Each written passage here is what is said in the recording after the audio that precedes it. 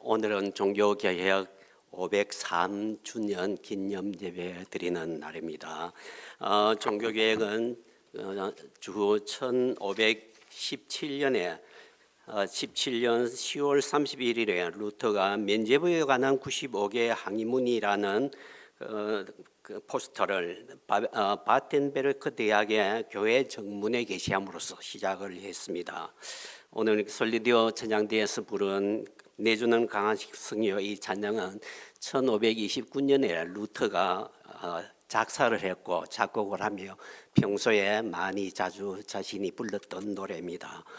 이 노래를 보면, 이 찬송을 보면 얼마나 마귀의 공격이 심하였는지, 그리고 그가 좌절할 때마다 얼마나 주님의 그 힘입어 다시 싸우고 했던 것을 우리가 느낄 수 있는 그런 찬양이었습니다.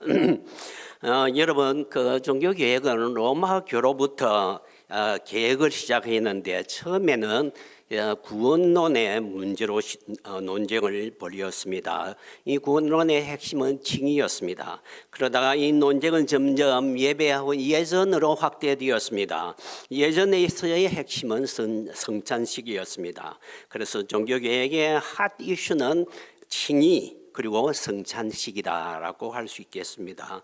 여러분, 로마교회에서 예배를 미사라고 부릅니다. 미사는 성체의 제의라고 정의를 합니다. 성체라는 말은 예수님의 거룩한 몸을 가리키는 것이고, 제의라는 말은 제사의식을 말하는 것이죠. 그래서 이것은 바로 성찬식을 가리키는구나 하는 것을 알 수 있습니다. 이 로마교회의 예배를 미사라고 했는데, 이 미사는 성찬식 위주로 이루어졌습니다. 물론 요즘에는 말씀이라든지 다른 요소들이 많이 또 가미가 다루어지고 있지만은 중세 시대에는 거의 미사 중심으로 이 예배가 이루어졌습니다. 종교개혁자들은 이 미사 예배를 교육해야 된다라고 해서 이 미사에서 중심인 이 성찬식 논쟁을 한참 벌였습니다. 그런데 점점 이 교육자들이 로마 교회를 대항하다가 서로 개혁자들 사이에 의견 충돌이 일어나게 됩니다. 그래서 치열하게 개혁자들 사이에서도 논쟁이 일어나게 됩니다. 이제 종교개혁이 한 500년이 흐르고 난 뒤에 다시 이 성찬식 문제를 한번 살펴봄으로 해서 예배의 바른 회복이 이루어져야 된다라고 생각이 되어집니다. 성찬의 의미를 말할 때에 두 가지 크게 말할 수 있습니다. 첫째는 예수님의 죽으심과 관계되는 것이고, 두 번째는 천국 잔치라는 그런 개념입니다. 그래서 오늘은 둘 다 감당할 수 없기 때문에 앞에 부분만 말씀을 드리도록 하고 뒤에 부분은 나중에 다시 다루도록 하겠습니다. 여러분, 성찬식의 기원은 예수님이 잡히시기 바로 전날 밤에 제자들과 가졌던 초회 만찬이 으로 시작하였죠. 이 초회 만찬에서 가장 두드러진 것은 예수님의 죽음과 연관되는다는 것입니다. 예수님이 떡을 주시면서 이것은 너희를 위하여 주는 내 몸이라 하였고, 또 포도주를 주시면서 내가 너희를 위하여 흘리는 나의 피라라고 하였습니다.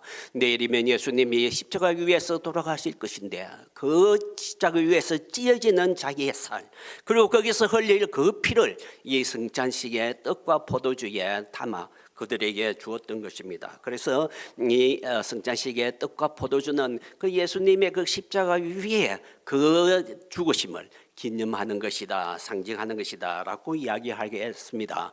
그런데 과연 이것이 내 몸이고 이것이 내 피라 했는데 과연 어떤 상태의 피고 어떤 상태의 몸인가 하는 논쟁이 이 성찬식의 핵심이다 하겠습니다. 그래서 이런 논쟁에서 먼저 천주교, 즉 로마 교회설을 한번 보도록 하겠습니다. 로마 교회의 이 주장들을 화채설이라고 부릅니다. 아까도 말했지만 로마 교회의 예배는 미사, 즉 성찬예식 중심으로 이루어졌습니다. 이 성찬예식은 아마 제사 형식으로 이루어졌습니다. 여러분, 로마 천주교의 예배를 보면 사제가 제사장 복국 같은 옷을 입고, 그리고 또 향을 흔들어 피웁니다. 구약 예배 제사를 막 흉내내는 거죠. 그리고 또 하나님에게 제단이 있고 앞에 하나님에게 제사를 드리던 제물로 바치는 그런 의식을 행합니다. 거기에는 떡과 포도주가 올려지는데 바로 예수님을 상징하는 것이죠. 마치 예수님이 십자가에 돌아가신 것은 어린 양의 제물로 바쳐진 것이라 하나님께서 재현하는 그런 모습입니다. 이 사제가 떡과 포도주를 제물로 바치면서 기도하는데 이것을 축성이라 합니다. 축성은 하나님께 봉헌하여 거룩하게 한다는 그런 의미입니다. 이렇게 이 사제가 축성을 할 때 이 떡과 포도주는 예수님의 몸으로 변하여 성체 그 거룩한 몸이 된다라고 하는 것입니다. 이 성경의 주님은 이것은 내 몸이다 했는데 진짜 문자 그대로 이 떡이 예수님의 몸으로 변한다는 것입니다. 또 피로 변한다는 것입니다. 이 떡은 우리가 먹는 이 떡으로 그대로 남아있는 것 같지만 그러나 본질적으로 이 떡은 주님의 몸과 피로 바뀌었다는 것입니다. 그래서 그것을 바로 화채설이다라고 말을 하는 것입니다. 성도들은 이 예수님의 몸 그리고 예수님의 피의 그 포도주 잔을 마시면서 예수님을 내가 이 거룩한 예수님 몸을 직접 마신다, 먹는다 하는 것을 생각하며 경건스럽게 이 미사에 참여하는 것을 볼 수 있겠습니다. 그러나 우리의 의문은 많죠. 어떻게 이 떡이 예수님 몸으로 육체적인 몸으로 바뀔 수 있느냐? 마치 매직을 행하는 그런 일들이 일어날 수가 있느냐 하는 것입니다. 그리고 구약의 모든 제사 의식은 예수님의 그 죽으심으로 끝났는데 계속해서 우리가 이런 제사 의식을 드려야 하느냐 그런 의문도 남게 됩니다. 그래서 이 미신적인 요소가 너무 많다 그런 생각에 이 미사 그 천주교의 성찬론을 받아들일 수 없다고 생각합니다. 그래서 제일 먼저 이 미사 이 성찬식을 공격한 것이 루터였습니다. 루터는 공제설을 주장하게 됩니다. 루터는 이 예수님의 살과 피를 우리가 성찬식에서 먹는다는 것에는 동의를 하지만 그러나 이 떡이 실제로 예수님의 몸으로 바뀐다, 피로 바뀐다 하는 그것은 동의할 수 없다는 것입니다. 그러나 어떻게 그러면 이 예수님의 그 살과 피를 우리가 먹고 마시느냐? 그것은 이 떡 위에 성찬식을 행할 때 이 떡 위에 예수님의 몸이 그 떡 위에 임하고 떡 아래에 임하고 그리고 떡 안에 임하기 때문에 그 떡을 먹는 것은 바로 예수님의 몸을 먹는 것과 같은 것이다. 그리고 피도 마찬가지다 라고 그렇게 생각하는 것입니다. 그래서 루터의 성찬론을 공제설이다 라고 이야기합니다. 정말 보면 예수님의 몸이 실제로 그 떡 위에 아래에 안에 임하여 있기 때문이다 라는 것입니다. 여러분 이것도 문제가 많습니다. 부활하신 그리스도가 하나님 나라에 올라가서 하나님 우편에 앉았었는데 어떻게 그 몸이 다시 떡 위에 올라와 있느냐 하는 것입니다. 그래서 이 문제를 해결하기 위해서 루터는 편제설, 예수님은 하나님이시니까 어디든지 계실 수 있다. 그래서 몸의 편제설을 이야기합니다. 그런데 여러분 성경에 예수님이 부활하여서 제자들에게 여러 번 나타나셨는데 그 나타나신 예수님의 몸이 육체적인 몸이 여기도 나타날 때 다른 곳에도 있을 수 있다는 말인가 의문이 듭니다. 그래서 칼빈은 어디든지 계실 수 있는 것은 그리스도의 진짜 육체적인 몸이 아니다 라고 이야기합니다. 몸은 어떤 형체를 가진 동수에 여기도 있고 저기에 있고 어디 있는지 있을 수 있다는 것은 말이 안 된다는 것입니다. 그래서 이 로마 교회뿐만 아니라 루터의 이 공제설까지도 종교개혁자들이 반대를 하는데 그중에 가장 극심하게 반대한 사람이 스위스의 종교개혁을 이끈 쭌글리였습니다. 자, 그래서 쭌글리의 이 성찬식론에 들어가면 쭌글리는 상징적 혹은 상징적 기념설을 하게 됩니다. 여러분 쭌글리는 스위스에서 종교개혁을 이끈 사람인데 그 급진적인 계획을 했습니다. 특별히 예배에서 아주 급진적이었습니다. 그래서 예배당 안에 모든 성상, 모든 치장을 다 치우고, 그리고 찬양대도 없애고, 그리고 모든 악기도 다 치우고, 찬송은 오직 시편만 부르고, 그리고 강단에서 제단이 있었는데 그 제단은 치우고 설교단만 하나만 딱 강당 위에 놓게 했습니다. 그래서 미사 중심의 예배를 설교 중심의 말씀 중심의 예배로 바꾸게 됩니다. 그리고 성찬식에서도 기념선을 주장하게 됩니다. 그 근거는 이렇습니다. 누가복음 22장 19절에 보면 이것은 떡을 주시면서 이것은 너희를 위하여 주는 내 몸이라 너희가 이를 행하여 나를 기념하라 라고 하셨고요. 고린도전서 11장 24절에도 보면 너희를 위하여 주는 내 몸이니 이것을 위하여 나를 기념하라 라고 하셨다 하는 것입니다. 그래서 떡은 예수님의 몸을 상징하는 것이지 실제 몸이 아니다. 어떤 형태로든지 예수님의 몸이 이 떡 위에 있다든지 떡이 몸으로 변한다는 것은 있을 수 없다. 그렇게 이야기합니다. 그래서 이거는 상징적에 불과하고 그리고 그림자에 불과하다. 마치 우리가 가지는 사진과 같은 것이다라고 생각을 할 수 있습니다. 여러분, 결혼 사진을 우리가 한 번씩 꺼내서 봅니다. 그런데 그러면서 옛날에 그때 결혼식 했던 그때의 상황을 아주 회상을 합니다. 그러나 이 사진은 본체가 아닙니다. 그 기념을 그것을 기념하는 그 도구에 불과하고 우리의 기억을 돋구어주기에 주는 것에 불과하는 것입니다. 그럼 사진이 있다 해서 사진이 없다 해서 그 결혼식을 우리가 회상할 수 없는 것도 아닌 것입니다. 사진이 있으면 회상하는데 훨씬 실감이 나고 도움이 되겠죠. 그래서 그와 마찬가지로 쭈잉글리는 성찬식도 진짜 예수님의 죽으심을 기억하게 하는 생생하게 기억하게 하는 도움을 주는 도구에 불과하지 실제로 예수님 살과 피를 먹는 것은 아니다라고 이야기합니다. 그래서 함으로해서 성찬식을 함으로 해서 옛날에 예수님이 돌아가신 그 찢어진 그 살을 더 실감나게 생각할 수 있고 그리고 그 피를 우리가 더 생각하면서 더 눈물을 흘릴 수 있으니까 성찬식을 행함으로 해서 유익은 있다. 그러나 그것이 없다 해서 우리가 예수님의 죽으심을 생각하지 않고 또 예수님이 이 성찬식이 없다 해서 예수님이 흘리신 그 피를 우리가 상상할 수 없는 것이 전혀 아니다. 그렇기 때문에 꼭 필수적으로 해야 되는 것은 아니다 라고 생각하는 것입니다. 그래서 하면 도움이 되니까 1년에 한 몇 번, 한 3, 4회 정도 하면 충분하다 그렇게 이야기합니다. 이러한 쭈잉글리의 성찬론이 영국을 거치고 미국을 거쳐서 한국에도 이르게 되고 그래서 많은 이 미국과 한국 교회 목회자들은 예배가 너무 이렇게 시간에 쫓기다 보니까 성찬식을 하는 것에 부담을 느끼는 것입니다. 꼭 안 해도 될 수 있는데 꼭 안 해도 예수님의 십자가를 얼마든지 상상하고 회개하고 눈물을 흘릴 수 있는데 이렇게 시간을 쪼달리면서 굳이 해야 되느냐 하는 생각을 가지는 것입니다. 그래서 해수위에서도 자꾸 줄어들고 대형 교회에서도 1년에 한 번, 두 번 뭐 안 하는 교회도 있고 이렇게 자꾸 경향이 늘어나게 되는 것입니다. 그러나 과연 안 해도 될 만한 그런 성찬식일까 하는데 우리가 다시 의문을 가지게 됩니다. 여러분, 루터와 쭈잉글리의 성찬 이론을 비교해 보면 하나는 임재를 가리키고 하나는 상징이다라는 축약을 할 수가 있겠습니다.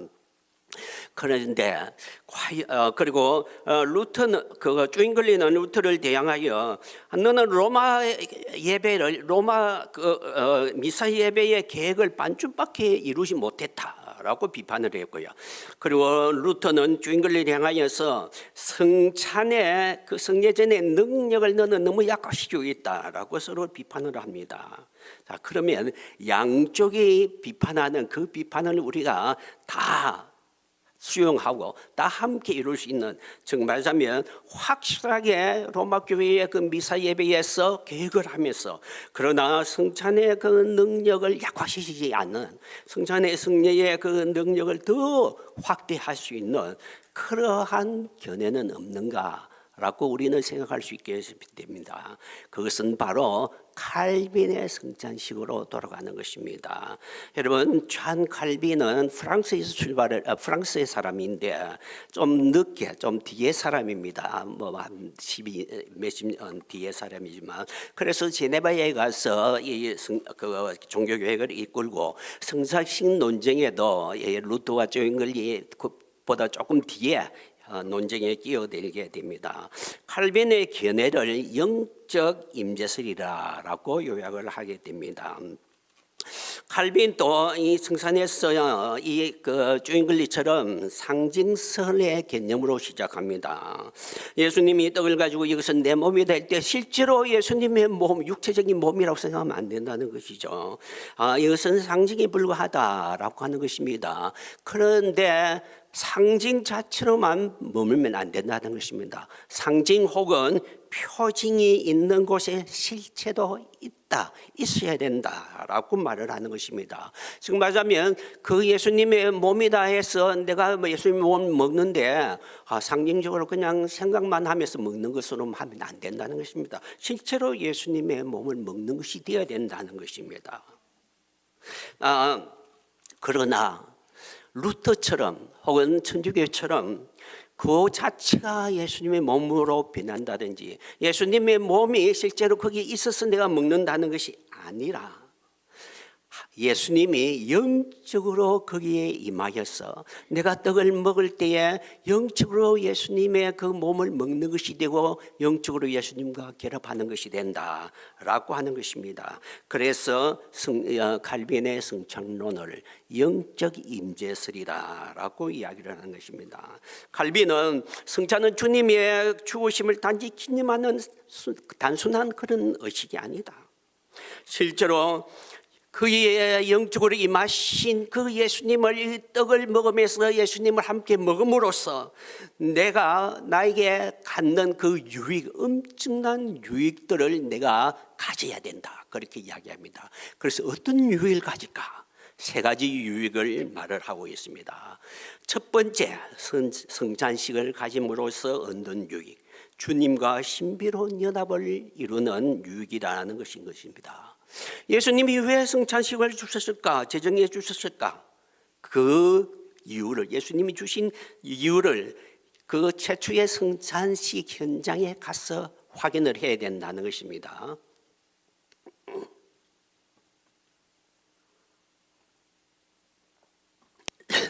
여러분, 요한복음 13장에서부터 17장까지 계속해서 이 성찬식이 이루었던 그 현장에서 하나님, 예수님께 하신 말씀인데 13장 1절에 보면 예수님이 자기가 돌아가실 때가 된 것을 아시고 제자들을 사랑하셔서 이 식사를 함께 하기를 원하셨다였습니다. 그래서 함께 앉으셨습니다.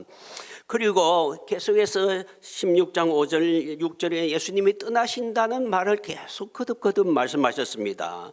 제자들이 분위기가 굉장히 침울합니다. 왜 예수님이 자꾸 떠난다고 하는 말씀을 하실까?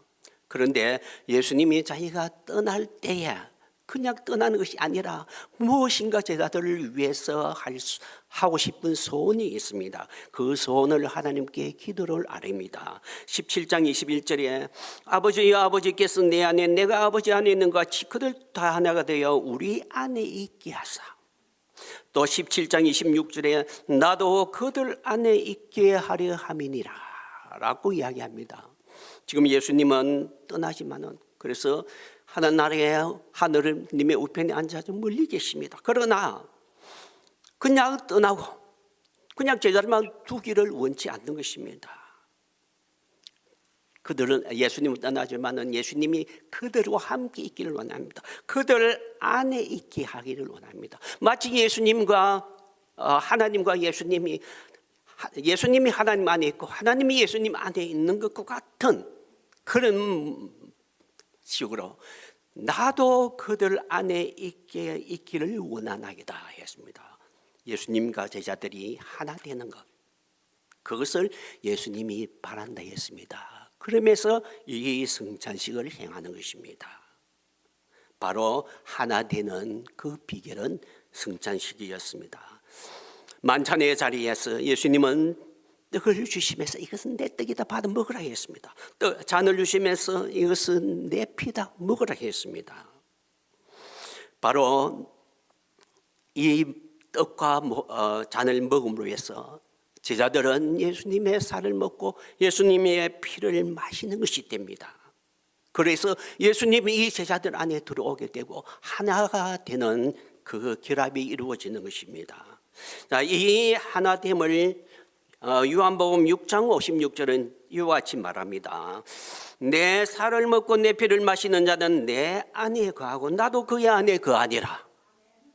예수님의 살과 피를 먹음으로써 예수님이 그들 안에 거하고 그들도 예수님 안에 거하는 그런 서로 연합이 이루어진다, 일체가 이루어진다고 말을 하는 것입니다. 이것은 성찬식을 통하여 가능하게 예수님이 제도를 만들어 놓았습니다. 어떻게 이것이 가능하냐? 바로 이 떡에 영적으로 예수님이 임함으로 해서 그 떡을 먹음으로 해서 영적으로 예수님이 이 사람 안에 들어가게 되고 함께 일치가 되는 연합을 이루게 된다는 것입니다. 물론 이것은 성령의 역사로서 이 연합이 이루어지는 것이죠. 그래서 우리는 몸을 상징하는 이 떡을 먹을 때 단순히 상징에 불과하다라고만 하면 안 됩니다. 실제로 여기에 예수님이 임재하여서 이 떡을 먹는 것은 예수님을 먹는 것이다라고 생각하고 먹을 때 우리들은 예수님과 한 몸을 이루게 연합이 이루어지게 될 것임을 믿어야 할 것입니다.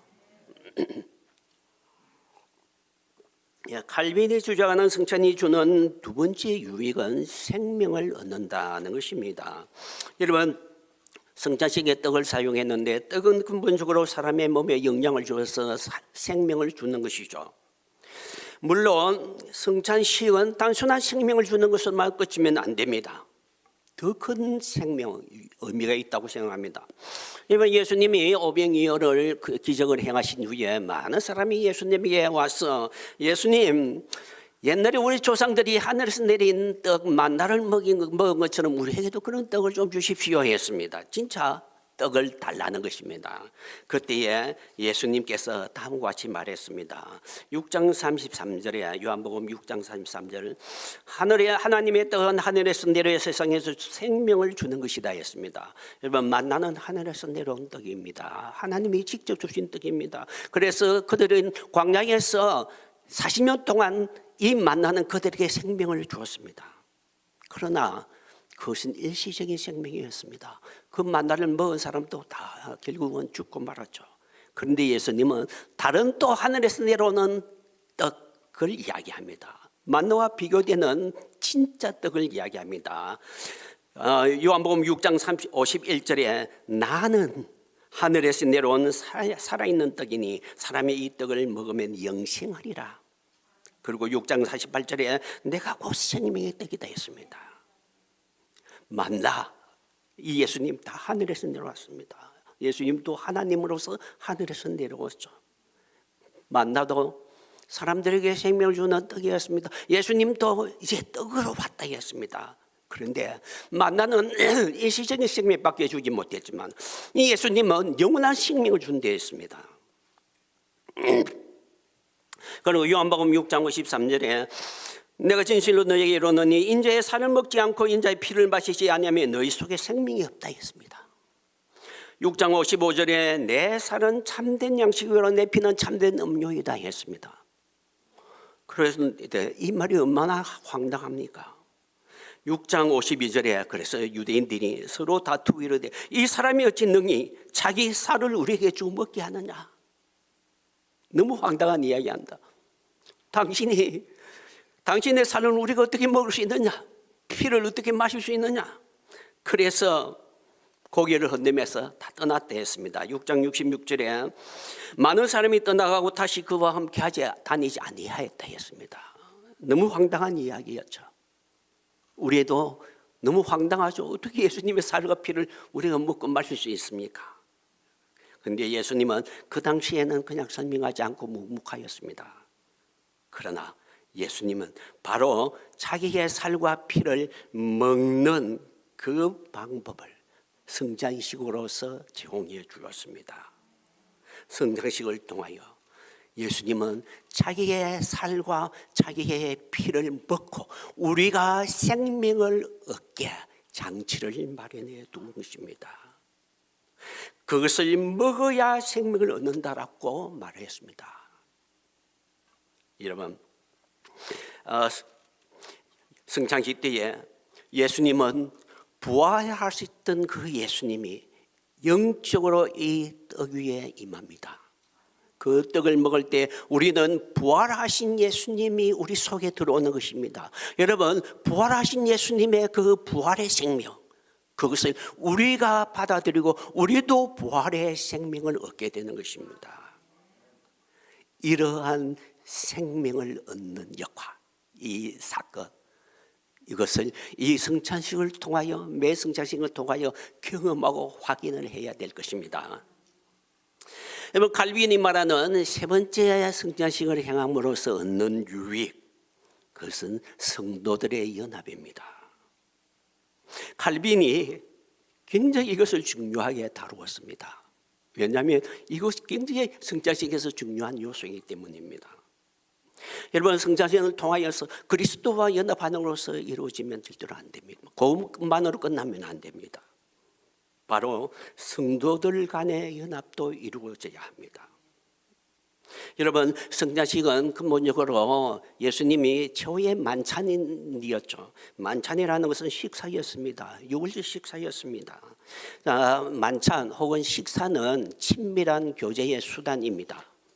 그런데 여러분, 단순한 그 식사, 야 우리 친구 만나서 야 오래간만이다 반갑다, 자 식사 같이 하자, 그래서 식사의 교제를 나누는 단순한 그 교제도 유익하겠지만 그러나 그것으로 그런 교제로만 끝나면 안 되는 거겠죠. 더 중요한 의미가 있습니다. 어떤 의미가 있는지 우리가 사도신경을 가서 확인을 할 필요가 있습니다. 여러분, 사도신경은 세 구분으로 이루어졌는데 첫 번째 파트는 성부 하나님에 대한 것이고, 두 번째 파트는 성자 하나님에 대한 것, 세 번째 파트는 성령의 파트인데 성령과 함께 교회를 다루고 있습니다. 자, 이 세 번째 파트의 구절이 어떻게 시작하는 걸 봅시다. 나는 성령을 믿으며 거룩한 공교회와 성도의 교제와, 이렇게 시작합니다. 그런데 여기에 세 문구가 다 연관이 되어 있습니다. 중앙에 있는 거룩한 공교회라고 이야기하는데, 거룩한 공동체, 이것이 교회를 말하는 거죠. 그런데 이 거룩한 공교회, 이 교회가 어떻게 이루어지느냐 하면 그 바로 뒤에 성도의 교제로 인하여 이루어지는 것입니다. 그리고 성도의 교제가 어떻게 거룩한 공교회와 공동체를 이룰 수 있느냐, 그것은 성령의 사역으로, 역사로 이루어진다는 것입니다. 자, 그런데 여기에 키워드는 바로 성도의 교제입니다. 그래서 원래 사도신경은 라틴어로 만들어졌습니다. 성도의 교제에 해당하는 라틴어 용어는 코미니오 생트룸이라는 말입니다. 생트룸이라는 말은 거룩한 것 혹은 거룩한 사람이라는 뜻이고,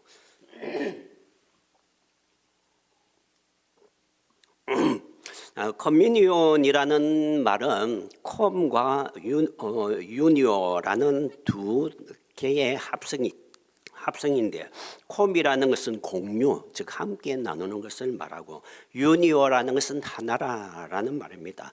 그래서 커뮤니오를 합하면 함께 나누어 하나됨이라는 말입니다. 그래서 코미니오 생트룸을 함께 같이 번역하면 거룩한 것을 함께 나누어 하나됨이라는 말입니다. 자, 이것을 영어로 번역하면 The Communion of Saints, 이것을 좀 더 역을 하면 The Holy Communion입니다. 자, 우리가 영어의 성찬식을 뭐라고 말을 합니까? Holy Communion이라 하죠. 그래서 바로 이 단어는 용어는 커뮤니오 생츄럼이라는 단어는 성찬식을 두고 하는 말이다라고 이야기하겠습니다. 어째서 사도신경에서 말하는 거룩한 교제가 성찬식이라 할 수 있느냐? 우리가 사도행전 한 몇 구절 보면 알 수 있습니다. 사도행전 2장 42절에 보면 그들이 사도의 가르침을 받아 서로 교제하며 서로 떡을 떼며 오롯이 기도하기를 힘쓰니라. 교제하며 떡을 떼었다 했는데 요 교제하다는 요 말이 라틴어의 커뮤니오라고 번역되는 단어입니다. 그래서 떡을 떼면서 함께 하나가 되는 것, 그 거룩한 것에 참 함께 참여해야 하나 되는 것을 말하는 것입니다. 자, 그러면 사도행전 4장 42절에 교제하며 떡을 뗀다는 이것이 성찬식을 가리키는 게 확실하냐? 라고 할 때 다른 구절들을 한 몇 개 더 증거 구절로 제시할 수 있습니다. 사도행전 20장 7절에 보면 그 주간의 첫날에 우리가 떡을 떼려 하여 모였더니 라고 했습니다. 여러분, 그 전에는 안식일이 토요일이었죠. 그런데 첫날, 주간의 첫날이라면 주일입니다. 사도행전은 이제 안식일에서 주일의 예배로 바뀝니다. 주일 첫날에 떡을 떼러 모였다라고 하면 이 떡을 뗀다는 말은 무슨 말입니까? 예배한다는 거죠. 그래서 예배에 성찬식을 하러 그들이 모이는 모습이다라고 말을 할 수 있습니다. 죄송합니다.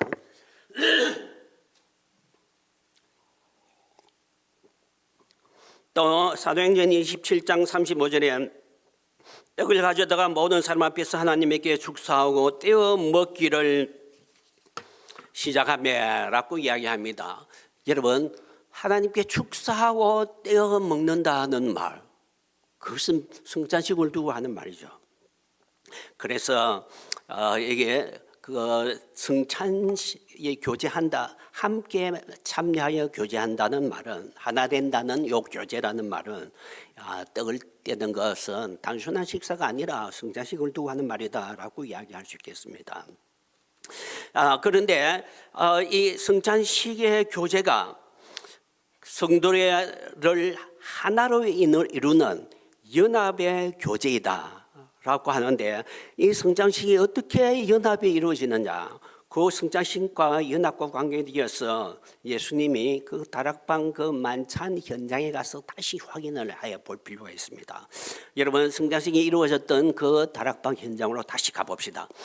요한복음 17장 19절에 보면 그들도 진리로 거룩함을 얻게 하려, 예수님의 소원은 저들이 거룩함을 얻게 하기를 원하는 것입니다. 그러면서 17장 21절에 보면 아버지께서 내 안에 내가 아버지 안에 있는 것 같이 그들도 다 하나가 되어 우리 안에 있게 하사, 그들이 하나가 되어라고 이야기합니다. 17장 22절에 보면 우리가 하나 된 것 같이 그들도 하나가 되게 하려 함이니이다 했습니다. 여러분, 예수님이 이 기도를 마치고 이 기도를 한 그 현장은 바로 성찬 예식이 이루어졌던, 만찬이 이루어졌던 그곳이었습니다. 예수님은 이 하나됨을 위하여, 그들이 하나가 되기 위하여 이 만찬을 행하는 것입니다. 여러분, 성찬은 단지 주님의 죽음만 기억하는 것이 아닙니다. 거룩함을 입고 우리가 예수님의 거룩한 몸을 받음으로써 우리도 거룩하게 되고, 그리고 함께 찬양함으로써 하나가 되는 식사의 교제의 자리였습니다. 이 성도의 하나됨에 대하여 성찬식과 함께 관련하여 성도들의 하나됨과 관하여 고린도전서가 다음과 같이 이야기합니다.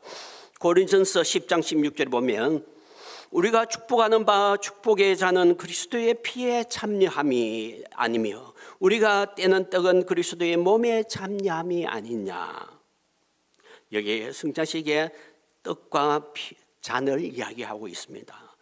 10장 17절 떡이 하나요 많은 우리가 한 몸이니 이는 우리가 다 한 떡에 참여함이라. 여러분, 성찬식에 한떡에 우리가 참여함으로써 우리가 한 몸이고 하나가 되었다는 것입니다. 그리고 이어져서 11장으로 넘어가서 이 분쟁을, 바울은 성찬식을 앞두고 분쟁을 야단합니다. 너희가 어떻게 성찬식을 향하면서 이렇게 분쟁을 일삼느냐? 부자들은 자기가 가져온 그 떡을 더 먼저 많이 먹어버리고 뒤에 사람들은 먹지 못하여서 이렇게 분란이 일어나느냐? 그러면서 성찬식은 그리스도께서 우리에게 주신 것이기에 성찬식에 대한 말씀을 하고 난 뒤에 그리고 12장으로 넘어갑니다. 12장의 12절은 몸은 하나인데 많은 지체가 있고 몸에 지체가 많으나 한 몸인 것 같이 그리스도도 그러하다 했습니다.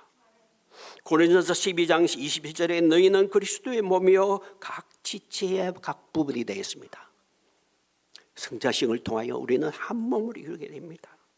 그리스도가 머리이고 우리는 거기에 붙은 각 지체입니다. 그래서 한 몸입니다. 이것이 바로 교회입니다. 교회는 한 몸입니다.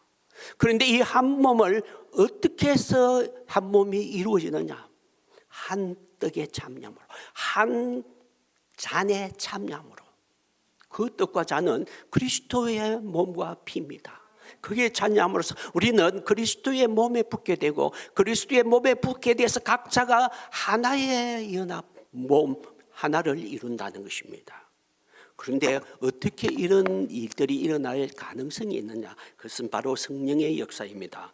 고린도서 12장 13절에 보면 우리가 유대인이나 헬라인이나 종이나 자유인이나 다 한 성령으로 세례를 받아 한 몸이 되었고 또 다 한 성령을 마시느냐? 한 성령으로 우리가 이 떡에 참여함으로써 함께 하나가 되는 한 몸을 이루게 됐다라고 하는 것입니다. 그래서 다시 사도신경으로 가봅시다. 나는 성령을 믿으며 거룩한 공교회와 성도의 교제와 했는데 이 세 문구는 서로 연관이 있습니다. 거룩한 공교회, 거룩한 공동체, 이것은 교회입니다. 어떻게 이 거룩한 공교회 공동체가 교회가 이루어지느냐? 바로 성도의 교제, 즉 말하자면 함께 한 떡에 참여함으로써 하나가 되는 것, 이것을 통하여 한 교회가 이루어지고 한 몸이 이루어지는 교회. 그래서 이것은 어떻게 이루어질 수 있는지 성령의 사역을 통하여, 성령을 통하여 이루어진다라고 이야기를 하는 것입니다. 이것이 칼빈이 우리에게 주는 성찬식의 세 번째 유익이다 할 것입니다. 사실은 칼빈은 이 세 번째를 가장 강조를 하고 있습니다. 여러분, 우리가 하나가 되는 것, 한 공동체가 되는 것, 성찬식을 통하여 그리스도의 한 몸을 이루는 것, 이 의미를 새기면서 성찬을 할 필요가 있습니다. 여러분, 칼빈은 예배에서 우리가 하나님으로부터 은혜를 받는데 은혜를 받는 방편, 은혜를 받는 그 도구, 그 방편은 말씀과 성찬이라고 말을 합니다. 즉 말하자면 말씀만 가지고 오늘 예배에 우리가 충분하게 하나님의 은혜를 받았다, 모든 은혜를 다 받았다 할 수 있느냐는 것입니다. 아니다는 것입니다. 칼빈은 두 가지 함께 있어야 충분한 하나님의 은혜를 받는다 했습니다. 그것은 바로 말씀 플러스 성찬이다 했습니다. 그래서 칼빈은 매주일 예배에 이 성찬을 반드시 해야 된다 주장했습니다. 그러나 스위스는 주인거래의 영향이 너무 강했습니다. 그리고 로마 교회의 미사 예배, 거기에 대한 반항이 너무 거시였습니다. 그래서 급진적인 이 종교 개혁을 하는 주인 글리핀에 너무나 가시를 했습니다. 그래서 논쟁을 하다가 칼빈이 양보했습니다. 그러면 한 달에 한 번씩 하자. 그래서 합의를 했는데 거기에 논쟁도 더 심하다가 나중에 칼빈이 쫓겨나게 됩니다. 그리고 한 3, 4년 뒤에 이 시의회가 다시 칼빈을 불러들이게 됩니다. 그리고 칼빈은 다시 돌아와서 제네바에 돌아와서 종교개혁을 완성하게 됩니다. 여러분, 성찬식은 그리스도와 우리가 신비롭게 연합하는 그런 방편이고, 그리고 우리에게 주님께서 그 부활체의 생명을 우리에게 주셔서 우리가 부활의 그 생명을 얻는 그런 도구이고, 그리고 우리의 공동체가 이 각자의 개 성도들이 하나로 묶게 되는 그런 공동체를 이루는 그런 중요한 도구이다. 그러므로 이 성찬은 행해도 되고 안 해도 되는 것이 아니다라고 이야기를 하는 것입니다. 칼빈은 이 성찬식의 진정한 의미를 알면 성도들은 마치 굶주린 사람처럼 모두가 이 풍성한 잔치자리에 몰려들어야 마땅할 것이다 라고 이야기를 하였습니다. 여러분, 사람들이 굶주려 있는 그 굶주린 사람들이 무엇을 먹을 것을 찾아 몰려드는 것처럼 우리가 영적으로 피폐해 있는 우리의 영혼들이 하나님이 주는 은혜를 찾아 향하여 몰려드는 것처럼 이 성장식을 향하여 와야 된다는 것입니다. 그러므로 이 성장식은 안 해도 된다, 그것이 어디 있느냐는 것입니다. 여러분, 오늘의 문제점은 성찬식을 안 해도 아무 예배에 문제가 없는 것처럼 생각하는 것, 그것이 문제입니다. 그리고 성찬식을 행하면서도 바른 의미를 모르고 또 시행하는 것, 그것도 문제입니다. 여러분, 오늘 제가 이 성찬식에 대해서 반만 이야기했습니다. 또 반의 의미, 더 풍성한 의미 또 따로 있는데 이것은 다음에 또 말씀을 드리도록 하겠습니다. 충분한 이 성찬식의 풍성한 의미를 알고 여기에 참여할 때 우리가 이 예배가 얼마나 더 풍성해지고 예배가 얼마나 진짜 은혜 받는 예배가 되는지 우리가 다 체험할 수 있을 것이다 생각이 되었습니다. 여러분, 칼빈도 세 번째, 성도들이 함께 하나가 되는 걸 굉장히 강조했대죠. 우리가 이것을 극대화 좀 하기 위하여 성찬식의 방법을 좀 바꾸는 것이 좋겠다 싶습니다. 제가 남아 공화국에서 공부하면서 그때 그 교회에 참여할 때 성찬식을 이제 한 예배에서 한 20명씩 앞으로 불러서 이렇게 따로따로 가지게 됩니다. 왜냐하면 장과 떡을 그렇게 밖에 나눌 수 없기 때문에. 그래서 함께 같이 테이블에 앉아서 축사를 하고 목사가 떡을 떼어주는데 큰 덩어리 떡을 가지고 자기도 떼고 그리고 쪼개서 양쪽으로 나눠줍니다. 그리고 각자 돌아가면서 이 떡을 이렇게 떼고 넘겨주고 떼고 넘겨주고 이렇게 해서 참여하게 됩니다. 또 잔도 큰 잔을 가지고 그리고 나눠줍니다. 그래서 돌아가면서 뺑뺑 돌리면서 이렇게 먹는데 잔은 한 잔으로 이렇게 돌아가면서 먹는 것은 위생적으로 좋지는 않겠다 싶습니다. 그래서 따로 조그맣게 조그만 잔을 가지기는 좋겠는데 떡은 큰 떡 하나 가지고 이게 각각 떼는 것이 좋겠다 싶습니다. 왜냐하면 바울도 우리가 한 떡에 참여해서 우리가 하나가 된 것이 아니냐라고 이야기를 하였습니다. 하나가 되기 위하여 한 떡에 참여하는 것, 한 떡을 이렇게 각각 이렇게 떼어 나누면서 우리는 하나다는 것을 확인하는 것이 우리의 성장식에서 필요하다라고 생각이 되어집니다. 여러분, 우리가 자주 외우는 암송하는 사도신경, 거룩한 공교회와 성도의 교제, 이 의미를 우리 성찬식에서 충분히 얼마나 좋은 말인가, 얼마나 이 교회가 좋은 교회인가, 얼마나 이 교회가 감사한가, 하나님 우리 교회를 주셨다는 거, 하나의 공동체를 주셨다는 거 얼마나 감사한가, 그것을 느끼기 위해서 우리가 성찬식을 나누면서 우리는 한 떡에 참여하는 하나다. 예수님의 몸을 나는 각자 나 따로 너도 따로 예수님의 몸과 피를 마시는 것이다. 한 몸인 예수님의 몸에 나도 참여하고 너도 참여하고 예수님과 연합할 뿐만 아니라 우리가 함께 연합하는 이 공동체에 있는 것이 얼마나 중요한지 그런 것을 인식하면서 이 교회의 그 중요성, 교회의 아름다움을 마음껏 누리는 우리의 교회 그리고 예배가 되었으면 좋겠습니다. 기도하겠습니다. 하나님 아버지,